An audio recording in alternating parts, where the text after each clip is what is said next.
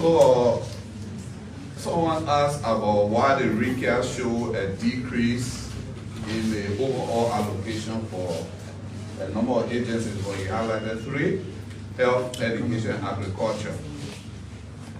The decrease will not affect, the decrease does not affect the ability of those ministries and agencies to function, because the decreases were not to their core operational allocations. That is, goods and services and salaries. The decrease affected their appropriation for Public Sector Investment Plan, or PSRP. And the decrease, as you can recall, when we stood here after the approval of the budget, we announced that there was an additional increase of 46.5 million made by the legislature based on various assumptions and assessment or reassessment of the revenue over and above what the MFDP and LRA took to the legislature. We sounded a caveat. In fact, the president signed a caveat that is published along with the budget. So the adjustments primarily affected the non-performing allocations, meaning allocations that are linked to the non-performance in the revenue. Because most of the other performance in the revenue that we announced that caused a recast were on no reassessment and increases made during the budget approval process. And it went mostly to PSRP. And realistically, with 4 months left in the budget and the revenue sources for those projects not performing, it's only logical to remove those lands. So all of the adjustment that you see to these 3 ministries and other entities is mainly on the PSRP projects that were planned but may not be executed in full due to a number of reasons. Primarily, the sources of revenue earmarked for those projects are not performing. 2, the procurement and other preparatory activities to enable them or to qualify expenditure or disbursement for those projects are late in preparation. We have 4 more months left on the budget. So that is the information behind the decrease. So goods and services, salaries and compensation, and other operational resources for those entities remain untouched. So the ministries will not close down, there will be no pay delay, etc., etc. The RAP for returned refugees as the resettlement affected persons. We have been working with the LACC and the Foreign Ministry even before the refugees were returned. The 2 institutions made several trips to Ghana. We funded these trips off budget. The batches of refugees that were returned, we funded them off budget. And even the handshake or the resettlement that are being given to those who were in Bong, those who are in Mosoralo and some part of the Southeast are all being funded off budget. So there was an issue of management which we took with the LACC. We thought that they didn't do it judiciously. I don't know how many of you here, maybe let's say there are 40 or 50 journalists here. And maybe there should be some appreciation of, say, $100 per person. That should be $500. But Mikat can only raise maybe 400 or 300. So should you serve just 30 persons and leave 20 persons out? We made it clear to the LACC that was not managing the situation properly. The head of every institution should be a situation manager. So whatever was the ratio of the disbursement we made to them, it should have been distributed proportionally among whoever were the number of persons affected.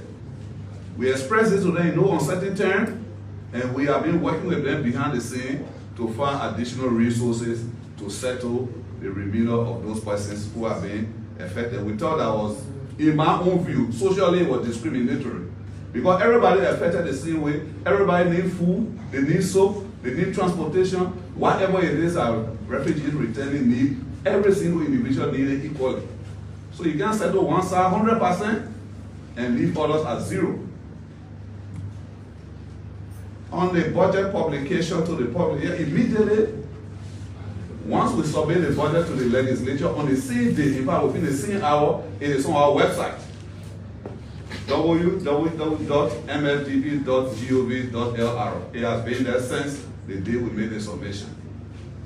I guess you're talking about mass publication and distribution.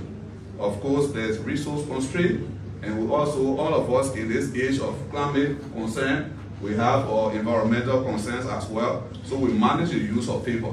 However, when the budget is approved and is about to be distributed, we made limited hard copies available, but you can access it on the internet of the ministry.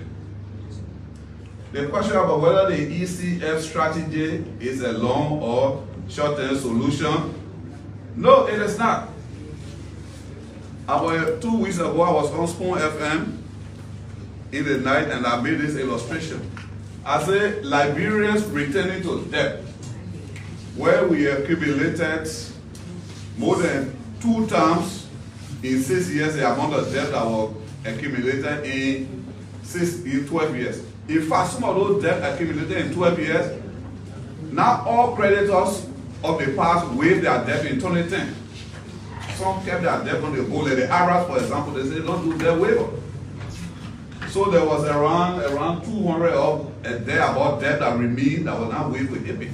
So what the UP actually added on was just around between 500 and 600 million. But like the minister mentioned, the road to Buchanan, the road to Ganto, and all the other structures, the hydro dam, and many other things can be seen and say, yeah, this is what happened.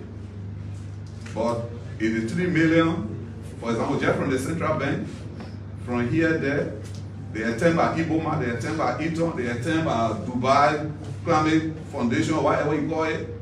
What do we see out of it? So there is something in, I related that in my discussion with school to what we call returning to a bar spousal relationship.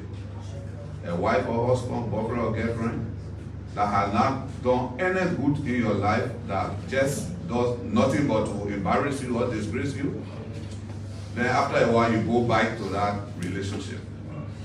So that how we are with debt, we know what debt is to Liberia. There is the OAU Center, right? The OAU Center. It was financed by debt. Why are we getting out of it? All of our SOEs around here, they have never changed, expanded 1 meter since they were established in the 1960s and 70s. Look at the size of the Freeport. Look at LPRC. Look at the housing, how many new housing estates have been added. On and on and on. Look at our posts. Buchanan, Sando, Maryland Post. These were all funded by debt. We didn't get anything out of it. So the question is, 1.5+ billion debt in 6 years. Where did it go? And like he mentioned, he also touched on another concept we call intertemporal decision making. The decision you made today, you want to enjoy today. You want to fly to Dubai. You want to do for the 8 days tour around the world watching football games. At what cost? Tomorrow, your children, your brother's children, relatives and others will not have money to even ride taxi from Broad Street to Pinsville. At least we'll talk about them following you to Dubai and other places. So it's a choice that we need to get away from. So whether the ECF is a solution, definitely it's just a temporary measure. When you are wounded, maybe you sprain your foot, you use crutches. The crutches is not a permanent leg. So while you're walking on the crutches, you got to be exercising your muscles to make sure that you don't depend on crutches forever. That's why the doctors or even family will tell you, step on the foot, because you will not walk on crutches forever. So this moment of reprieve to balance our balance of payment, to have extra resources to maybe make intervention in certain economic ventures is intended like an oxygen treatment. Once your lung begin to function, you take out the oxygen. It's not a long-term solution, it's a temporary measure. So the way you manage it in an emergency is important. I don't even think about you driving a car. You're driving a car and you notice that your tank is almost to zero. You're not going to be using AC, you're not going to be making unnecessary stops. You will focus on getting to your destination. So under the program, the main message, in fact, we are broadcasting to the public, but mainly is to our public sector managers, managers of ministries and agencies, and federal government institutions. We have one last chance, one temporary measure to help us get back on our feet. In fact, it was because there's a new administration. They know that we are in the transition stage. They know that we were not responsible for the collapse of the 2019 program. And they saw that we demonstrated resolve based on some of the actions that were taken. Based on information, they say, yeah, this book can be trusted. And finally, before I say the acting minister, the default or whatever, yeah, the default we are talking about, with the first default is the one for 2024 debt scheduled payment. The one that are scheduled this year, they are current, we are current in the payment. Where the default happened was those ones that were scheduled in 2023. We are on schedule with the 2024 payments. Like I said, the only issue was the mismatch between transfer dates and due dates with our creditors. So you will see that by the end of the year, all of our debt scheduled for this year will all be paid. The ones that were scheduled for last year were the ones that were not paid. And we have to pay, we have to play catch up. Pay them all before we start payment for 2024 scheduled obligations. Acting minister, what I want to on that. Well, this question is not strange. A lot of people are asked, a lot of people are speculated, but I'm not the president of Liberia. The president has his choice, and for us, we are in a political appointed position, but we are basically technocrats. Even as I said, those who know me, how I work at the Ministry of Finance anywhere, I speak and talk technically. I think you can hear from my presentation, I'm not into political gimmickry. So the president will make the choice, and whatever choice the president makes, I can tell you this, we are happy with it. In fact, I have worked with 4 different finance ministers. I work with Side, I work with Minister Gafuan, I work with Minister Kone, and I work with Minister Kamara 2 times. And all of them know our records, both our technical and bureaucratic records. Thank you.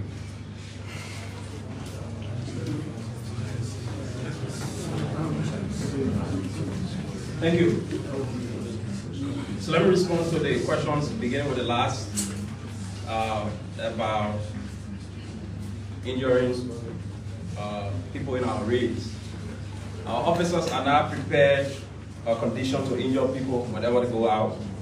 One thing we have experienced is that usually at these raids, suspects will flee, and in that process, they get injured. But once we gain physical restraint of you, rest assured your rights, I guarantee we're not going to treat you in ways that are dehumanizing. With the New Jersey situation, it was an unfortunate situation because one, the officers that operation wasn't approved. We gathered that the same thing, they were sitting in a ghetto, and once the officers arrived, the guy was fleeing, he got injured, and he died upon a robber. But the family says something different, so we had to transfer that case to the LMP because the issue of a homicide investigation is within the province of the LMP, not the LDA. We look for drugs, basically.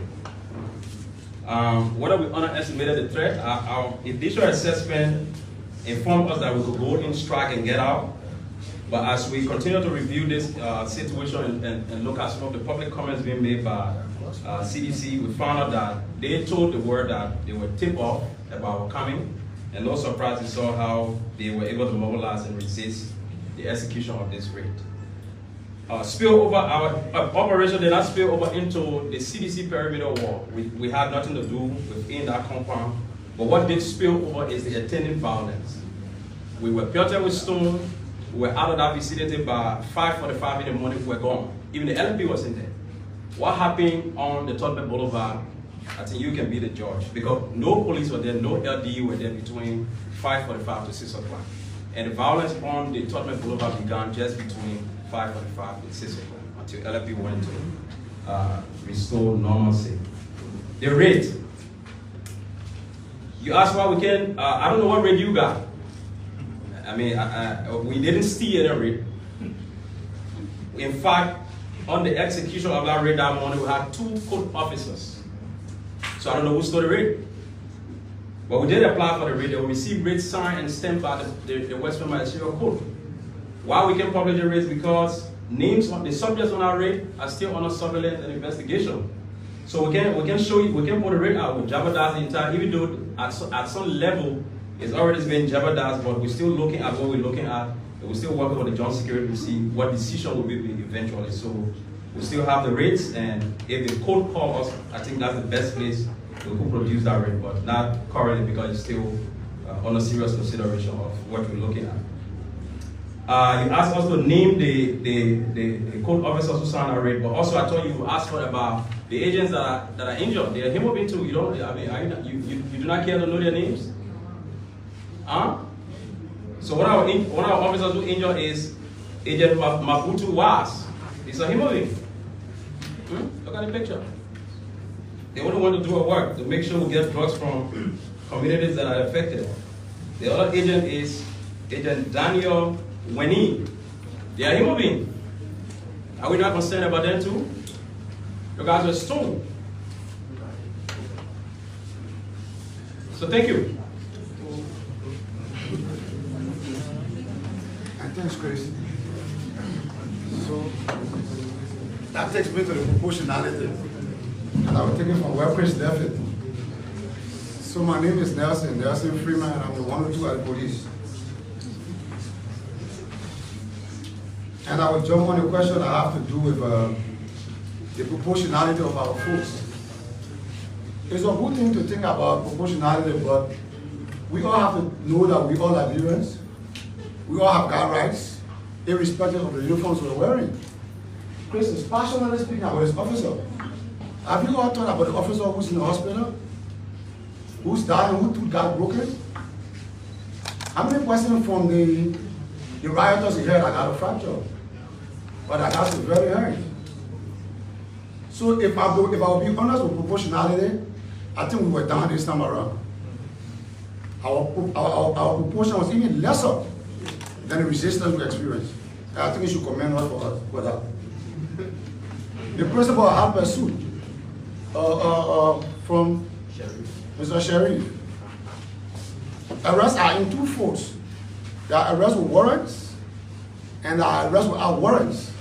In this instant case, we did not go to effect an arrest. This was a plain view doctrine. Crime was being committed in our clear eyes. Why are you saying? The police should fold their hands? How are you going to be protected? Do you want us to sit back in the barracks? Do you want us to sit back at our headquarters in our cruiser offices and see the street at more? We're just doing this because we have to protect you. This is what we signed up for. And this is a statutory mandate. And we will do it again if it has to repeat itself. This is what we signed up for, and we are ready to keep the peace no matter what. Whether or not our presence exacerbated the situation, it comes back to the same thing. Okay, so I'm the operational director. Next time I'll give you a try. When people take to the street and start to throw stones, I will keep my guys at the police headquarters. Let me stay for 1 hour or 2 hours. Let me see the level of damages that will be caused. Probably you will be the same ones in the room asking for me to be dismissed. Because I can also be dismissed for commission, I can be dismissed for omissions. Do you know that? I've got a duty to perform. My failure to perform my duty can cost me my job. Look, gentlemen, we're all Liberians. We're all citizens. We all have got rights in this country. We've got nothing against anybody whatsoever. But we have got a duty. We have to keep the peace. If you think you're going to infringe on the rights of other road users, on the rights of other citizens, obviously the police will be out there to make sure you're protected. You got a right to demonstrate, for example. But everybody does not choose to demonstrate with you on the day you're demonstrating. Even you, the demonstrators, must be protected. Because you could come with a good intent. But other people jump among you because they want to make sure that your intentions are not accomplished. What do you expect us to do? Sit, fold our hands? No, we are not going to fold our hands. We're going to do what's required of us. Somebody said attempted murder. I think you should be charging the people who almost killed my officers for attempted murder in the army. My officer's tooth is broken, he stayed in the hospital fighting for his life. So obviously if you it's not the weapon you use, it's the degree of injury that is sustained. These officers sustained serious bodily injury that would have cost them their lives. What do you expect us to charge people with? Petit larceny? No. We charge you appropriately. One was adopted. In accordance. One was adopted. We drag in the fence. Look, gentlemen, let's get politics out of this. I'm not a politician, I'm a police officer. I've done this all my life for 26 round years. 26 years I've been a police officer. I've had the opportunity to serve in 4 of the counties in Liberia, Maryland, Nimba, Basso, as county commander. I've had the opportunity to serve almost all the key sections in the Liberia National Police. I've stayed out of politics. I've never voted for any political party. I stand for my code of conduct. I'm a police officer. My job is to keep the peace, and we'll continue to keep the peace as long as we're here. Somebody talk about police officers getting dismissed because they didn't wear a helmet. I mean, I appreciate that. In as much as we're trying to uphold the value of our institution, we're very much concerned about the conduct of our men. Because to enforce, you must uphold. I mean, you cannot say, don't do this, and you are the officer who's doing it. I heard you see one or old town friend from Daily Observers. When we were young officers, they kept us all over the place. I heard you talking about the doctrine that speak to what was it? You said violate to enforce. Well, that used to be your old culture where it doesn't exist. There's no reason why you should violate to enforce. To enforce, you must uphold. So those officers were never dismissed. Those officers have been warned. Those officers are cautioned to say, we are asking people to wear helmets, and you, the police officer, should be the one to set the example. If you fail to wear a helmet, of course, administrative actions will be taken. Yes, 2 officers were suspended for not wearing a helmet, but I think the suspension has long been lifted. Sure. And they've resumed work. So they were not dismissed. And that doctrine about violation to enforce does not apply in this age and time. Basically, I don't know if I touched on everything else. And somebody said, well, our presence exacerbates the situation. Our presence should never exacerbate the situation, ladies and gentlemen. When you see the peace officer, you should be saying sanity. You should be saying peace. You should be feeling confident. That's why we are opening up to all of our actions. That's why we make sure the professional standard department is robust now in dealing with our own misconducts. We're out there. Watch us. Put the cameras on us. The last time I was at Zone 3, a police officer almost got dismissed because he went after a guy who's there from school. He went after somebody from school who took his picture. And we said, why are you going after somebody who's taking your picture? That means you're doing something that's not legit. Put the cameras on us. Watch our everyday dealings. We're not hiding. We don't have anything to hide. We're up here only because we're here. We're paid because of your taxes, and we'll uphold the law to the fullest and ensure that there's sanity in this country. Thank you.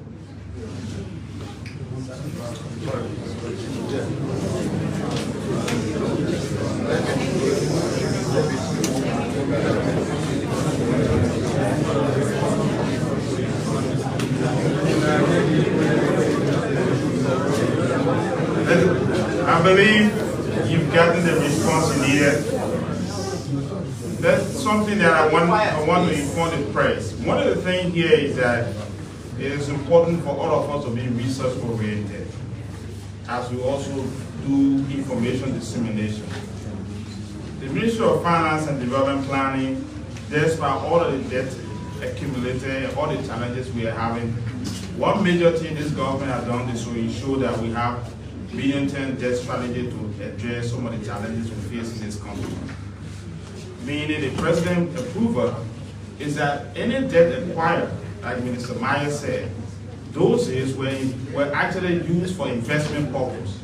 So for this reason, go on the website of Ministry of Finance and Development Planning, you'll see the medium-term debt strategy, and also we have what we call annual borrowing plan to ensure that you forecast what you borrow ahead of time without not just going for any money. I know some people, you see that they will borrow money and use it to buy a car, and you see most of the big cars you used to see around, people are riding and money that they took from loan. And like that, it means you are just consuming, you are not investing. So you see the debt, medium-term debt strategy will tell you clearly what will go from here. And that's very much important. Some of you, even if you have a time, we can have a radio talk show to discuss with the Liberian public how we should manage our economy. It shouldn't be all about government. It should also be about private sector. That's the reason why we give opportunity to see that even there's a possibility that it can be a guarantee given to SOE. It should be for investment purpose that they can go borrow and say government will stand by you, borrow it to carry on investment to improve services, to the country. I want you to please engage our department, communication department, and also engage the ministry as we do, public financial management awareness across the country. Lastly, to the journalists, we are encouraging economic reporting. If it's possible, I will say openly here that we want to have a special session where we engage the journalists on how we do economic reporting. There can be a way you interpret information and people understand it and actually misinform the public as well and cause problems. So when it comes to economic data, economic reporting, we want to encourage you if it's possible. I've discussed this informally, but I want to say publicly here that this is where our problem have been. Liberia economic sensitivity is very low, political sensitivity is very high. Learn how to actually analyze why we make decisions, just how we are eating, what we produce locally, and what it means to import more food. If you understand and interpret it as a media practitioner, you go on the air and explain this, you improve the living standard of Liberian people. But we focus more on the political aspect, political sensitivity. We're not going to grow, and we're not going to go anywhere. Thank you, Mr. Minister, for the 1 minute.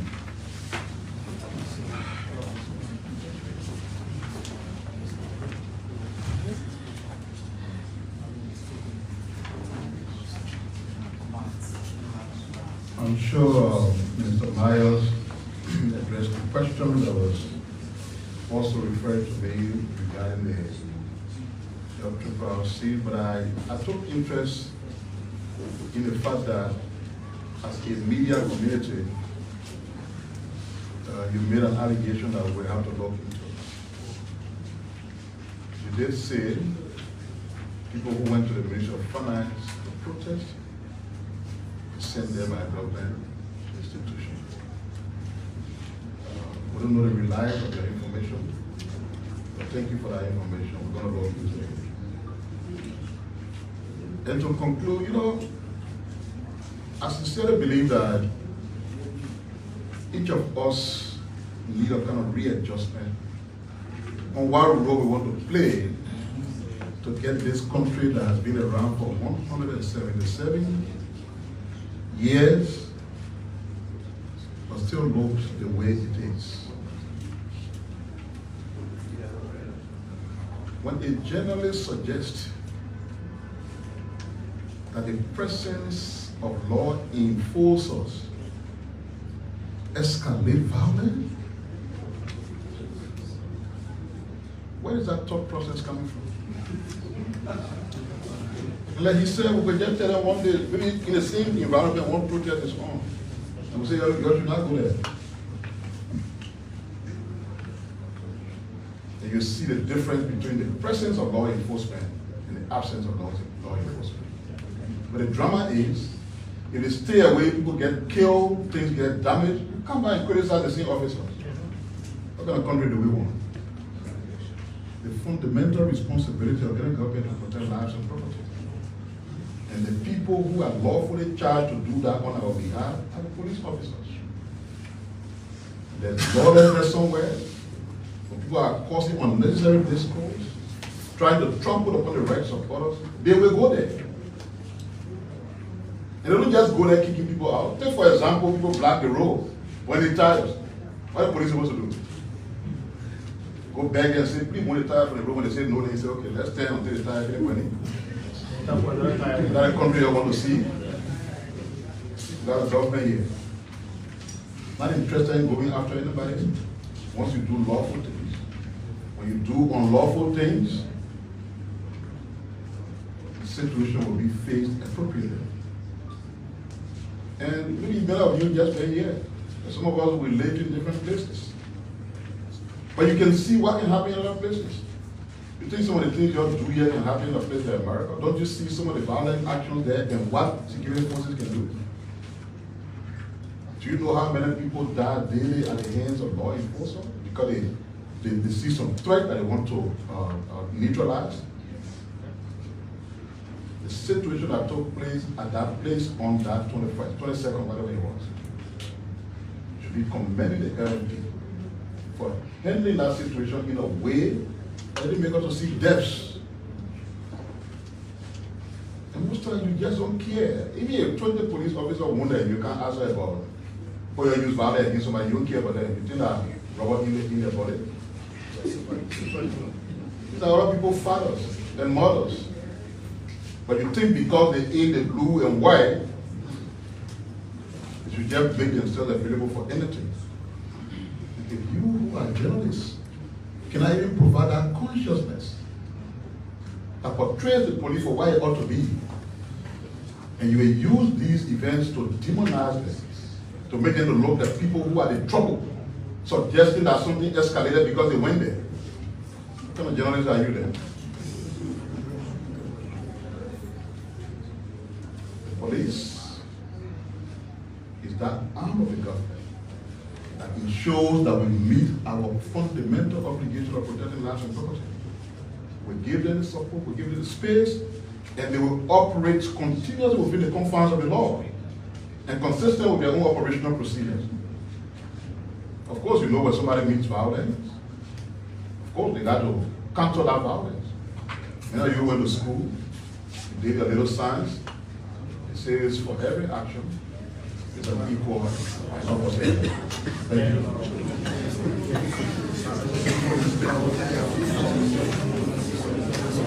Thank you very much.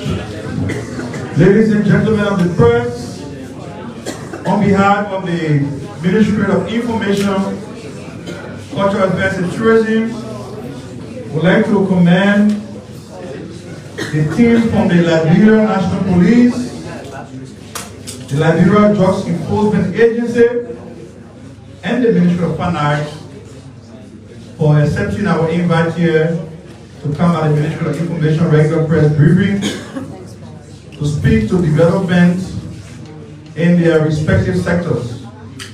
The speakers have spoken well. You have put your questions to them, and they are giving answers which I believe are very satisfactory.